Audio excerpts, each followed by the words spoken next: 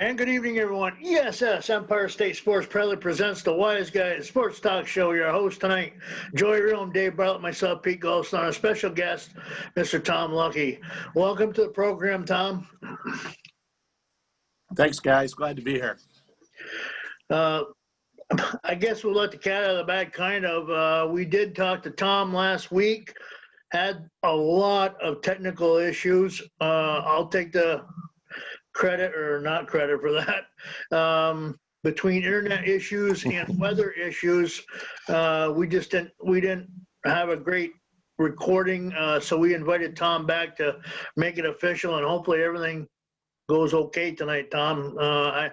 It's just as well anyway because you were withholding information from us, and so tonight now you're gonna tell us, or we're gonna hold you at gunpoint. So that's all it is. So yeah. Well, it's almost like it was meant to be, so it worked out all right. So, well, welcome back anyway. Well, Tom, they say, and they say, this is a sports talk show, so a lot of us are coaches. Practices are a big deal, so we did a practice show to get ready for this show. So it was like a scrimmage. So we're good. I expect perfection tonight. So I think you're in the wrong place. Yeah.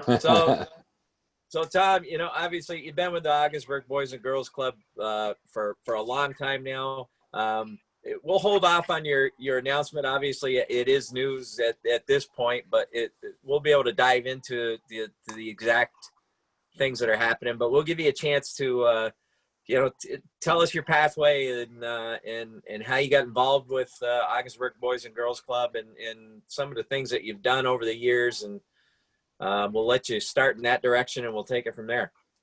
Well, my dad worked at the Boys Club in Brooklyn. I actually went to school in New York City. We lived a block away from Yankee Stadium, and we moved up here in about 1965. The club opened here in 1964, and they brought my dad up here in Ogdensburg to be the assistant director and the program director.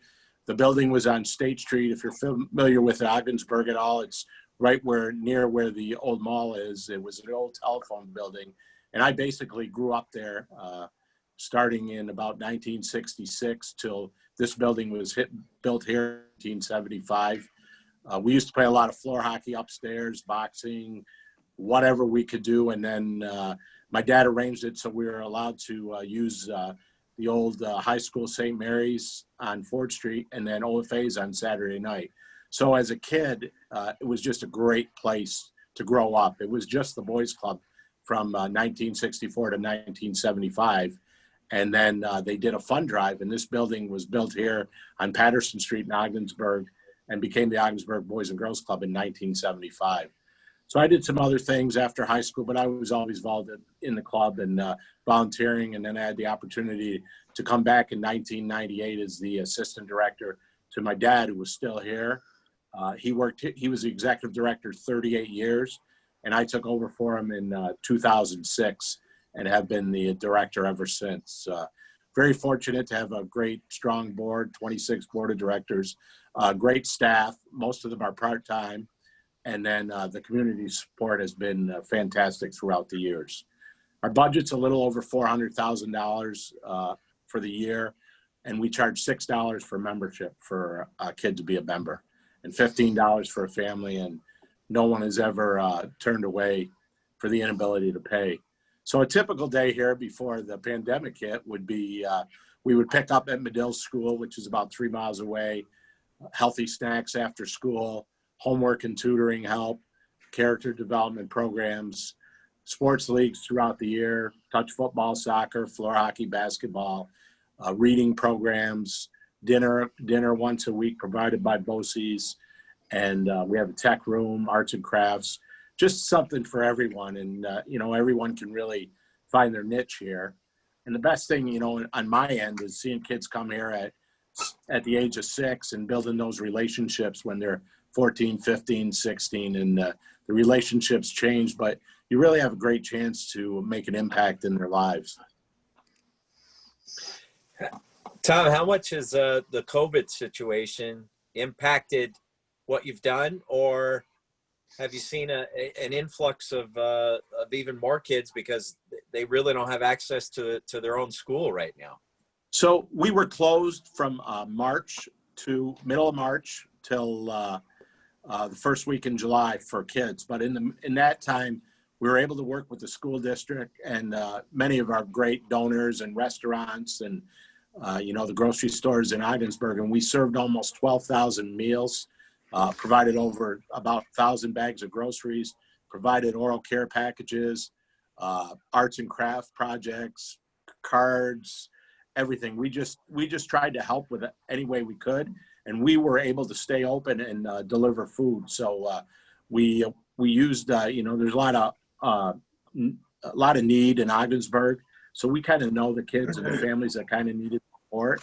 And we also worked with the school districts who were providing lunch, so we were able to do that and jump in, and we never closed. Then in July, we opened minimally to 30 kids, practicing social distancing, temperature checks every day, wellness checks, keeping them in groups, just a totally different club experience.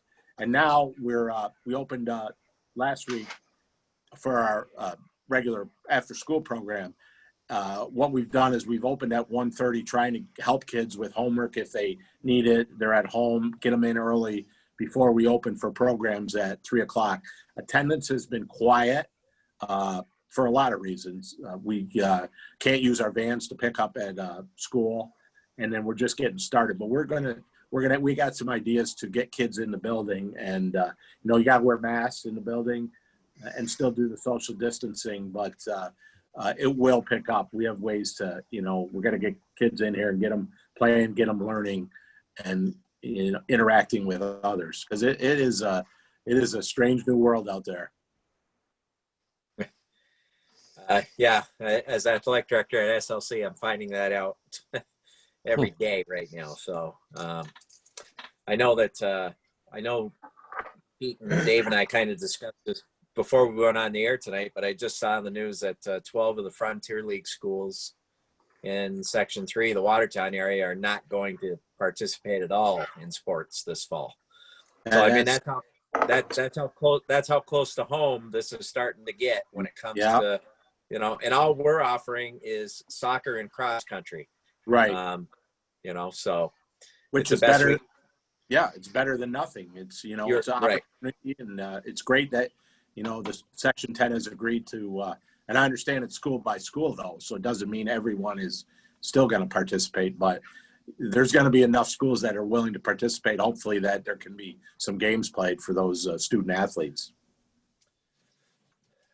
Yeah, and we'll have further, probably by the end of the week, we'll have a good grasp on where we stand, and hopefully Ogdensburg and everybody else in Section 10 will have an idea where they stand when it comes to scheduling and things of that nature. So I just saw Coach Myrna a little while ago, the longtime former coach at OFA, and he's still the Section 10 chair for basketball for the coaches. And I said, what do you think of basketball? He goes, I'm just saying yes, because hopefully it'll mean that it's going to happen. So I guess that's a good attitude, just keep that positive attitude, and that we can make something work up here. So.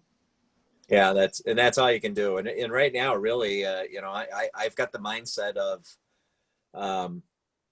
it's whatever it is kind of a theme of Ogdensburg Boys and Girls Club. It's what can we do to make the kids happy right now? It is way past worrying about league titles and championships right now. I hope coaches and athletic directors and parents especially realize that really what this is right now that we're trying to offer is just an opportunity for kids to be together and to compete a little bit. Right. And so the slogan at Boys and Girls Clubs is whatever it takes. And as adults, the whole everything being changed certainly affected us. And I know it affected me, and not having kids around. And when we got them back in July, it was almost like a big sigh of relief. Hey, the kids are back here. We can do what we need to do. But very concerned about the mental health of our kids, because everyone knows what it's done to us. Can you imagine being a child or young adult, and all the effects that this has on them, and how their world's changed? And we really have to work hard in our position in schools or community-based organizations like Boys and Girls Club to check on our kids' mental health and make sure that, you know, they're okay, and that reassure them that things are going to be okay, and you got support, and we're going to try to, you know, help you any way we can. And that's awesome. And Tom, you know, the amount that you're around kids, and since I've been doing this, and I have no educational background in anything when it comes to this other than the experience of being an athletic director and a coach. But the one thing I've learned is that, boy, kids, not all kids, but a lot of kids, they rebound quickly if you give them other outlets and other avenues. And you know, that's where you're really going to come in handy at the Boys and Girls Club. And again, there's going to be those kids that this is impacting them greatly. I have no doubt about that. But kids will rebound if they have options, and it's good. It's good to know that the Boys and Girls Club, there's an option there in the Ogdensburg area. Well, yeah, and we serve kids from all over. You know, the local communities, Lisbon, Morristown, and Uvalton, and then during our leagues, we get kids from Harrisville and Messina and Brazier Falls, and you know, so we touch a lot of kids, but just having something positive for them to do, and to interact with other kids. And you know, I don't know how many of them are just learning from home. There's a few in Ogdensburg I know that are not going to school at all. So there's got to be some social interaction somewhere. I mean, all our lives we're teaching the kids to share, and now we're telling them, oh, use your own ball. So that's different right there, and it's something that we're going to have to work on. One thing I do remember growing up: idle hands and idle minds are not good for kids. You need to keep them active, and I think at least where you are, Tom, I think it's going to be a great outlet once things get going. Even if the schools don't do anything, at least you'll have something in the community to keep them active, and I think that's going to help tremendously. Yeah. There's certainly opportunities here. There always has been, and you know, we have a great partnership with the local school districts who help and support us any way they can, and they'll steer kids here if they think they need a place to go, or they need homework help, or they need mentoring. So we're fortunate with not just Ogdensburg, but the other local school districts to work together, because I've always said that, like in the North Country, it's not like if they're in the big city where kids can get lost, because everybody's got a little piece in some of these kids, you know, coaches and teachers and their dance instructors and places like the Boys and Girls Club, and everybody kind of knows everybody. So it helps to you know, when you want to work together to, you know, just help a kid or a family. So why don't we let's break the news. Let's hear about this awesome announcement, which when I heard it, I was like, wow, that was quite the announcement. I wish we could have been the place to break that news. But go ahead. Talk about this brand new Preston Carlisle facility that is going to be built. So Rick Carlisle is a alumnus here of the Ogdensburg Boys and Girls Club. He used to go to the club on State Street when it was the Ogdensburg Club, and he remembers hanging out there as a kid and playing floor hockey, and then Saturday nights at OFA and playing basketball. And his dad, Preston, a longtime attorney in Ogdensburg, is a former member of our board of directors, very instrumental in getting our facility built here in 1975, and also making sure that we had a full-size gym to play in. And Ricky took advantage of and his brother Billy took advantage of the club growing up, and used to bring Hal Cohen over here and Bob McKenney, and had some great games over here at our club. And Ricky never forgot where he came from. And I've known him since I was 6 years old. We played Little League baseball together, played a lot of pickup basketball together, and always stayed in touch a little bit. And he called me in March and said his dad, Preston, was turning 90, and he would really like to do something him and his brother and his sister would like to do something to honor him. And we kicked a few ideas around, and being the Carlisle love of sports and basketball and youth, we kind of settled at the Preston C. Carlisle Youth Athletic Center, and the donation for the majority of the facility is being made by Rick, his brother Billy, his sister Carrie, their children and their grandchildren, in honor of Preston Carlisle's commitment to the youth of Ogdensburg and the surrounding community. So it'll be a lasting testament to Mr. Carlisle, who used to play pickup in this gym as well and was like a fierce competitor. A little rough, but he was a fierce competitor and great supporter of the Ogdensburg Boys and Girls Club for many years, and also for a lot of youth organizations in Northern New York for many years. So we are really, obviously, really excited, because when there's a lot of kids here, we can use that other gym, and we actually have a board meeting tomorrow to continue to work on that. We're going to try to get it going as soon as possible. We had a great ceremony. A lot of Rick's friends and a couple of his former coaches and Mr. Carlisle's connections were here a couple weeks ago to announce it, and just a great feel-good story. And Ricky left a message to all after at the end of the ceremony in his speech, saying that, it's great to make it, but when you make it, you got to remember to give back. So he certainly has remembered, and we're very fortunate and very excited.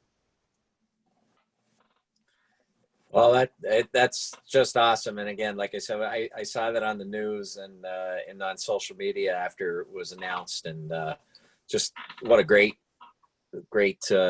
thing. And the timing, obviously, with Rick and the Mavericks being knocked out of the playoffs when they were, I'm sure that timing had something to do with it. But yeah, well, they got knocked off on Monday or Tuesday, and he's called me and he said, I'm coming home. Let's do the ceremony Saturday. So, and of course he's got to wait, because he doesn't know if they win and move on. He's still in the bubble. He's still in the bubble coaching. So and it actually worked out perfect, because we did the ceremony a couple Saturdays ago, and Mr. Carlisle's 90th birthday was on Sunday. So we were able to somehow keep it as a semi surprise for him, and the announcement was part of part of his birthday present, and it will be a beautiful building and a lasting tribute to what Mr. Carlisle has done for many organizations. So we're really excited that they chose us, and just can't wait to get it up, get it going, and get it in use. So what it's going to do for us is, when we have, we do a lot of sports leagues, and when we have the leagues going, we can offer other programming. Like, so if the elementary kids were playing in a soccer league, we can open it up for the older kids to play basketball, and those kids will come knowing that they can get into the gym. So it's going to be huge for our organization. Well, again, that's awesome. And I guess one of the things if you get to see Rick, I guess the one thing I'd love to ask Coach Carlisle, and I don't know if you've talked to him about this, because you are closer, you're close friends with him. He has gone from Dirk Nowitzki to this European phenom, Luka Doncic, and I'm like, wow, what luck to be able to have those two guys come back to back in your career. Luka's going to prolong his coaching career, I'm assuming.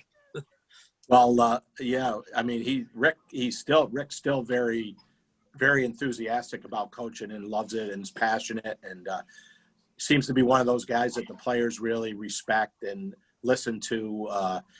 Following Rick, he went from Lisbon to Worcester Academy to Maine, Virginia, and then his NBA career, and then his coaching career. It's just been great to be, turn on the Mavericks in the finals against the LeBron, and like you're rooting, always pulling for Rick to do it as a North Country guy, a guy that you used to hang out and play with, and so excited that he's made it. And he's also the president of the NBA Coaches Association, and they've been able to, they do a lot for boys and girls clubs across the country, especially inner city kids. They steer them tickets and things like that.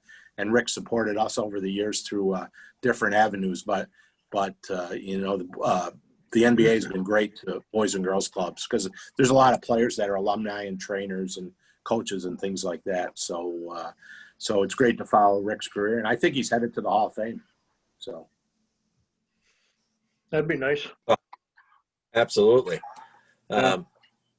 I hadn't really even thought about that. That Hall of Fame is probably calling at some point. You know, you win a national champion, NBA title, had a Final Four appearance as a player, and coached definitely a Hall of Fame legend in Dirk Nowitzki, and probably progressing to one the way this kid Luka looks. Unbelievable talent. Oh my goodness. I haven't seen quite anything like him. yeah. And the guy in Denver's not bad either. Yeah. Oh, I know. The talent level right now in the NBA, the individual talent level, it's totally different than than I remember growing up. Now that's not a knock on the guys that we watched, because the talent level, I mean, we watched Larry Bird, Michael Jordan, Magic Johnson, Julius Erving, all talented in their own ways. But the way the game is played now, the individual skill levels and how skilled these guys are, it's just amazing. Well, it's a different game. It's all spread out now, and so much emphasis on the three-pointer. And I mean, I go back to the '69 Knicks with Willis Reed and Walt Frazier and Earl Monroe, and how to Bill Bradley and Dave DeBruscher and those guys, and how Dick Barnett and how they pass the ball, move the ball. But it's just a different game. It's definitely evolved. And the Mavericks rebuilt. They win the championship. They were down a couple years, and then they rebuild, and they're in great position the next few years to make a run at it again. Pretty exciting.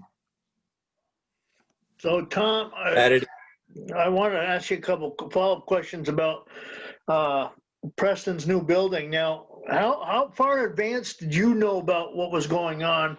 I guess that's my first question, and then I'll follow up with a couple more after that answer. Well, Rick contacted me in March, so we kicked a few ideas around, and this pandemic hit, and it kind of got put on hold a little bit, and then he got back to me a couple months later, and he was thinking of some things, and he said he really wanted to do something in Ogdensburg. And I have to go through a board of directors who have been nothing but supportive. And it kind of just got finalized a couple of weeks ago. It came on, it was one of those things that came on real fast, and there's a lot of trust involved, but our board was great. And we're going to make this work, and it's going to be a fitting tribute to Mr. Carlisle, and a great facility for the youth of Northern New York. So to answer your question, initial talks, but then the finalization of it came on real quick a couple weeks ago. So yeah, that's the way. I would find it hard to believe, Tom, that anybody would feel negatively toward that. I mean, I'm sure you got full support of the board. So. Yeah, but we understand there's going to be extended costs, because you're going to have staffing and utilities and our board has been very diligent and very financially responsible over the years, and we've been able to diversify our funding, so we've been able to take a few hits here and there, and our board is very protective of this organization, because we're not going anywhere. This club should be here forever and ever. That's the hope. So we gotta make sure everything keeps going. And with that being said, when you have an opportunity like this, you've got to take advantage of it. So absolutely, because it's a once in a lifetime opportunity. Absolutely. Now, question. I know you just finalized the approval for it, but where do you stand in the building process, or the organization of the layout of the building? Where are you then on that right now? So we just received renderings of the initial drawings. So those are going to be something we actually have a meeting tomorrow night. Couple ideas. We're going to knock some things around ourselves, and then go back to the architects for more concrete drawings that we want, and then we'll work with, obviously run it by the Carlisles, make sure it's suiting to what they expect, and we go from there. So we're gonna keep this moving. We're gonna, we want to get it up and get going, and as soon as possible, but people are busy and the architects are busy, but we're excited. We have something to at least review tomorrow night, and then we go from there. Then we give them what we want, and be fiscally responsible, but want it to be a real nice building and a real nice tribute. So is this? We will have, if Joe knows, because he's been. Joe knows because he's been in our gym, our facility. We have no bleachers. We just put chairs out we're going to have seating in the new facility for sure, some bleachers. So that's one of the things we want to make sure we have. So we're going to be able to do, we'll be able to do tournaments and do gyms, stuff like that. One of my questions was, I assume that it's going to be still on the property grounds that you're on now, and how much of it is going to be allocated for renovation and try to build it up, bringing the old building back or up to specs, I should say. Right. So we can't, it doesn't look like we can connect it to our current gym, but we can connect it to a hallway, which is part of a new addition. It would just be like if you're at a school where the gyms aren't in the same spot, where you walk down the hallway and then you enter the new facility. So, we'll have to have some cameras and a hallway, a lobby way, a couple different entrances. We don't have any air conditioning in this building. We plan on having air conditioning in the new facility to, so it's a year-round, easily used year-round, things like that. So, and room on the baselines now, Tom? Maybe a little bit more room. Well, I don't know, Joe. We put mats all the way around the other gym. I don't think we just did that last year, so I don't think you've seen that. So we put mats all the way around, so that helps. But there'll be a little bit more room on the baseline. That was the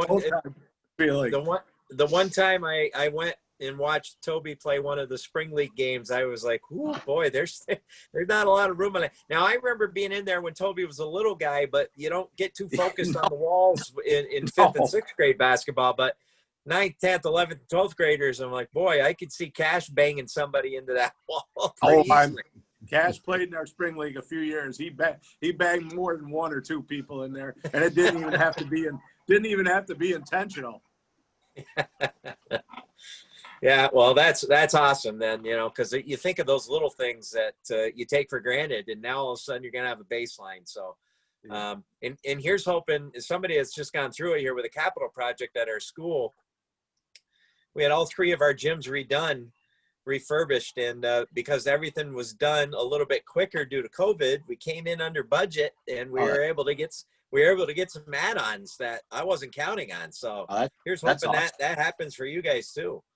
Yeah, that's awesome. So yeah, and we want it to be real nice. So it will be nice, and we're excited. Great. Talk a little bit about. I know that you were, believe it or not, involved with Kenny Kring's CYO basketball league for a long time, and for the people that don't know, I mean, Kenny's been running CYO basketball in Malone for 50 years, which just that number freaks me out. But you guys are involved in that, and I'll let you talk about that. You've coached in it and put a team in yearly. Yeah, so it's going back to when my dad was working here before I started. The club was the Ogdensburg Boys and Girls Club had a team in the Franklin County CYO League. So when I started in 1998, I started coaching. So I coached in that league for 19 years. And I can't say enough about Kenny Kring and what he does for the youth of Malone, but not just Malone, but you think about keeping that league going, and you got teams from Ogdensburg and all the Malone areas and Chattagay, and there's Kenny every Saturday, and he's in the concession stand. He's running the league. He's dealing with the coaches. He's getting the referees, making the schedule.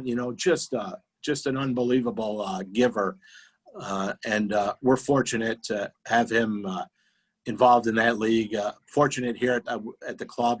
We've had some great teams. OFA's been very good, so I was able to coach a lot of good players who, they're either working or they didn't they struggled in school, they couldn't play, or they just they wanted to be on a team where they played a little more and didn't want to sit on the bench. So we've had some great players and did very well in the league. And got to thank we talked about this a couple weeks ago, but one of the best kids I coached was a kid named Jeremy Moulton from Brazier Falls, who was a homeschool kid who played a few years for us, and he was just great kid and excellent player. So the CYO League gives kids that are homeschooled the opportunity to play as well. So providing a great service to the youth at Northern New York. And there's been other people besides Kenny involved, Wayne Walbridge, Steve Andrews, those guys were involved for many years, Mark McCormick, Jeff Durant.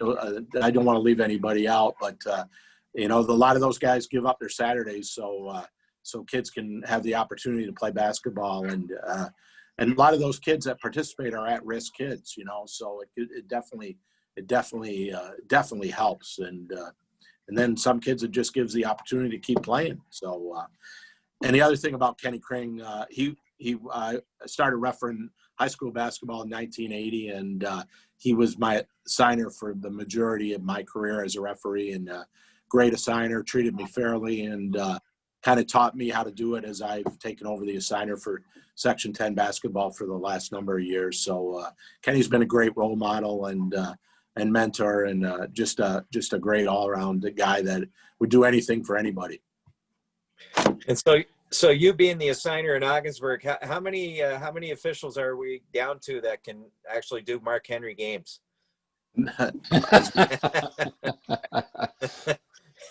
I got no comment. I send anybody anywhere, so we go from there. All right. I hope Mark Henry sees this. I love Mark. Mark and I get along fine. I love busting on him.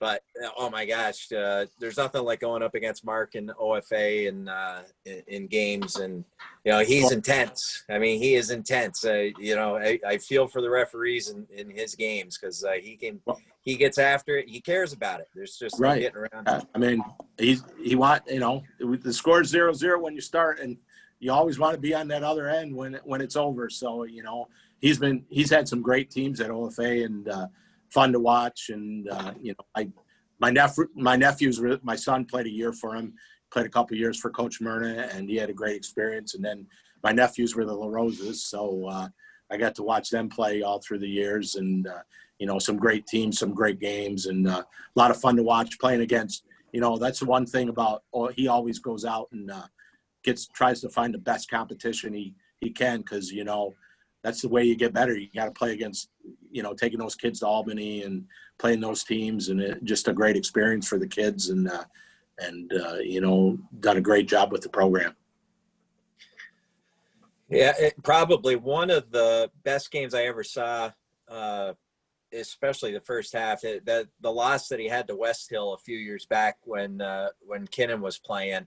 That first half of basketball, I think it was 40. I want to say it was 40-40 at the half. It was just up and down. It was, flying up and down. I mean, I was at the game when they played Kinnan. They played Albany Academy, and also when they beat Chendaho at one time. So those are big wins for Section 10 teams. They lost Albany Academy, I think, in overtime or by a couple. It was just a great game, and for a team from Section 10 to be able to compete. And then Canton obviously had a great run and stuff. So but our basketball up here is, you think about the rest of the state, and then you look at our teams, and right down to the D's, who are always competitive in the states.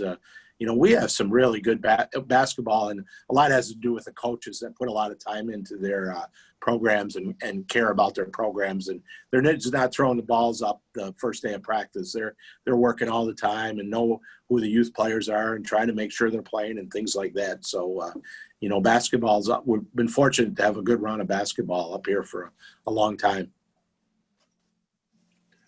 Definitely got some legendary coaches in the North Country. Oh, yeah.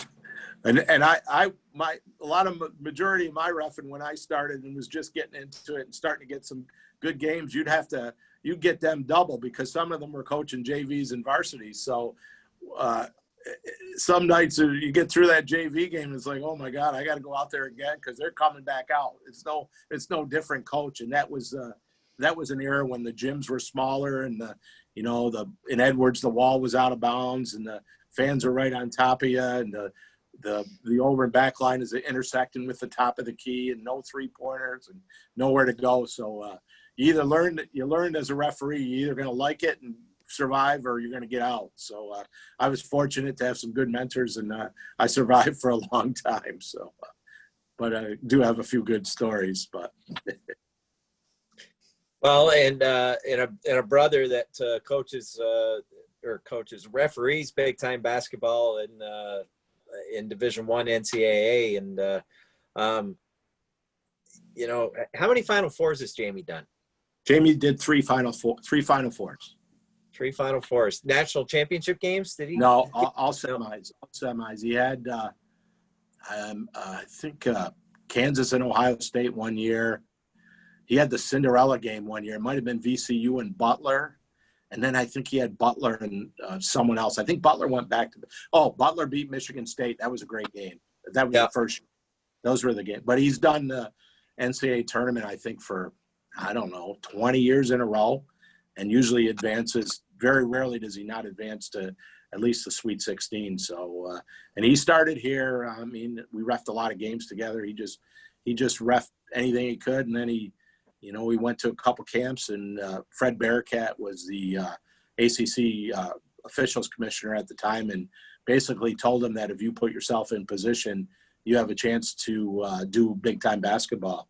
So we had a good job up here working for the state, and his kid was 1 at the time and his wife, and they packed their bags, and he moved to Charlotte, didn't know one person when he moved down there, and was able to make a great career for himself. And we kind of joke that we kind of started a officiating tree because my half brother Michael, he lives in New Jersey. He does about I don't know, he's young, he's probably got 40 50 D1 games last year. My son Owen's in the NBA referee development program as a prospective NBA official trying to get in the G League and work his way up. Jamie's son Kyle refs some D1 basketball, and Nate Farrell, does from Section 10, who has done very well doing big time, a lot of Big East and ACC and all the big conferences in the NCAA tournament. So it's been great. We were taught by a lot of guys that cared about what we were doing and taught us how to do it the right way, and we hopefully have passed it on. And I think we have a lot of really good officials in Section 10 as well. So it's a great brotherhood, and it's a great guys up here aren't so jealous of who's getting what game. A lot of them are trying to help the younger guys get better. Totally agree with you on that, Tommy. I just really think that the cohesiveness between officials, coaches, fans, players, there's just nothing like Section 10. I've always said that, especially since I, now travel the state and see other sections, see other areas. I just don't get that feeling. And I think Pete and Dave would tell you that broadcasting games more down in the Section 2 area, Section 7 area, that they don't see that cohesiveness that we have in Section 10. Well, the thing is, for coaches and referees, you might be refereeing for a guy that's coaching and then turn around and then the next sport he's officiating with you, whether umpiring or things like that, and you see people around and stuff. And so there's a lot of coaches that referee, and then there's referees that coach. So I think that helps, because I think it kind of builds some trust, and and if you trust the guy, you're less likely to worry about what's going to happen and stuff. But it's Section 10 is definitely a unique area, and I think we've all been better for it, because the relationships you build with the guys that I refereed for 20, 30 years ago, I'm still a lot of those guys I'm friends with, and so or still enemies. I do want to speak a little bit on what Joey said is completely true. I do a lot of the Section 2 games down here now. And what amazes me the most, Tom, is the lack of mechanics that the officials do not use down here. They're calling, they don't approach the bat, or they don't approach the table. They don't, they call from across the floor fouls, and everybody's looking at each other trying to figure out who they're trying to, it's horrible. I just don't see the camaraderie that we do. Like Joey said, everybody knows everybody in Section 10. You could be upset as a coach. I've been there. You can be upset at an official, but you're going out after the game with them. I just don't see that anywhere else like we do up in Section 10. Like I said, and Joey said, very tight-knit group up here. Yeah, and just about everybody's in it for the same reason, to support the kids and youth athletics. So when you think about that, and puts things in perspective, because the end of the day, we're all putting our head on the pillow and we're getting up the next morning and going to work, and it's we're doing it a lot of the times. We're doing it for the love of the game and just to stay involved and to help, whether you're coaching or whether you're refereeing. And I think where that really shows, Tom, and we missed it this year, and here's hoping we have it next year. But I know that when we go to Glens Falls, when we go to Glens Falls, when we see Section 10 people, we're all friends down there, and we're all rooting for each other, and we can't wait to talk about the season we just had. It's it really becomes a really great social party for us in Glens Falls. And we see a lot of Section 10 folks when we go to Glens Falls. There's places to go in Glens Falls? Not that I know of. We call it the library. The library and the church. Yeah. Well, so Tom, before we wrap up, we were talking about Mark Henry, and I want to talk about one more person that impacted. I know Mark Henry impacted myself a little bit, and he definitely would impact at your Augsburg Boys and Girls Club, and soon will be impacting SUNY Potsdam Bear basketball, and that's Mishan Johnson, who was our Joe Jakowski Award winner, and I believe he won a big award for you guys.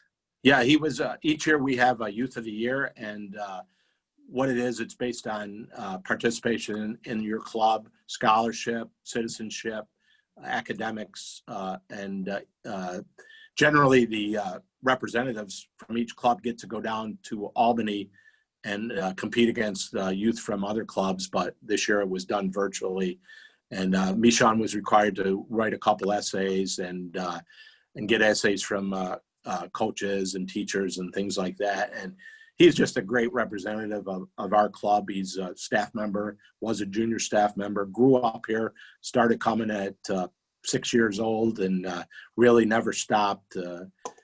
I was fortunate to coach him in biddy basketballs, and he spent a lot of time here. So, I know him really well, and excited that he chose Potsdam. Coach Bechtel does a great job. He lets his guards play with freedom, which Mishan likes, and Mishan's a pass-first point guard, which any coach likes, and I think he's going to have a great career at Potsdam. He's really worked hard on his jump shot and gotten stronger. And I know my daughter played the Sunyaks for 2 years. She played for Brittany at Potsdam, and got to go to Brittany Cohen and got to watch a lot of men's basketball. And the Sunyaks are really strong, but I think it's a really good fit for Mishan, and he's going to have an immediate impact on that team. I really believe that he's going to get a lot of playing time right away. So, and he's going to have a great 4-year career. So excited to watch him if they start playing. Yeah, and let's hope. And SUNY Potsdam coming off an appearance in the SUNYAC championship game last year. So, you know, there's good things going on at SUNY Potsdam, and now Misha is going to be added to that.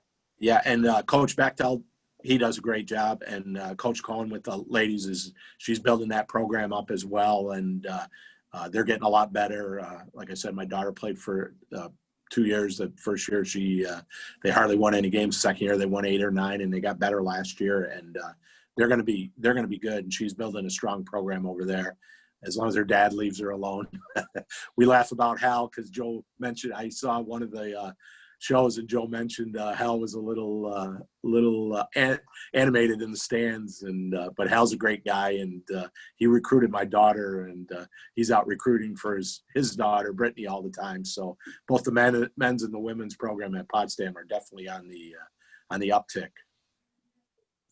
Well, and Pete, I think, is releasing it tomorrow night if everything goes well, and our show with Hal Cohen and Coach McKenney will be out tomorrow, and you'll want to take that one in. But boy, did they filled up an hour and a half, Tom, the two of them. I bet they did.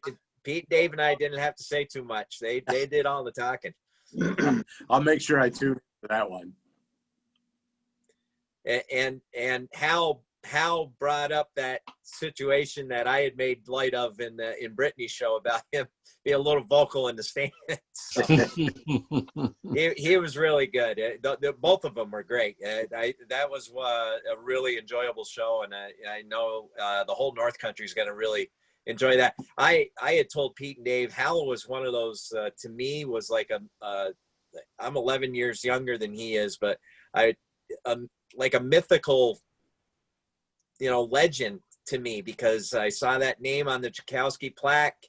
I saw that photo of him in the 598 consecutive free throws in Jerry's gym for years. And then I always heard about this Hal Cohen guy that played for Coach Boeheim at Syracuse before the dome had even opened up, So he was just always just that mythical sort of name. And then poof, he's on our show last week, and couldn't have been any nicer with his time with him and Coach McKenney. The stories are going to be great. You'll love it. Yeah, he's a great guy. He's a great guy. Real down to earth. Basically, it was their show. It seemed like we were just sitting back and watching these two guys talking for an hour and a half. It was very interesting, and I can't wait for that to come out. It's probably one of our better shows, to be honest with you. I enjoyed it. That's what I always do. Yeah. So it should be a good show. Well, Tom, so glad that we were able to get this fixed tonight, and this one's going to come out. I knock on wood, this one's coming out right, and we did it the right way, and we got to include your announcement with Coach with Rick Carlisle and Preston. So we can't thank you enough for coming on tonight, sharing your stories and what you're doing for the North Country and the Ogdensburg Boys and Girls Club. Such a great thing. You should be proud of yourself, and we're very lucky to have Tom Luckie. Well, I have a lot. I always say I have such great support in the community, and my staff and our volunteers. That they make it go. I'm just kind of out in front, and thank you guys for doing this show. It's a great avenue. There's so many great sports legends up here, and not I consider myself one, but lots of people that have great stories to share up here in the North Country. So, it's great that you're doing this, and I think people really enjoy it. So thanks again. Thanks for having me. Thanks for coming back on, Tom. We really appreciate it. All right. Take care, guys. Thank you. That's going to be it for tonight here on ESS, Empire State Sports and the Wise Guys Sports Dog Show. There goes Tom. And our host will be saying good night also. Good night, everybody, and stay safe.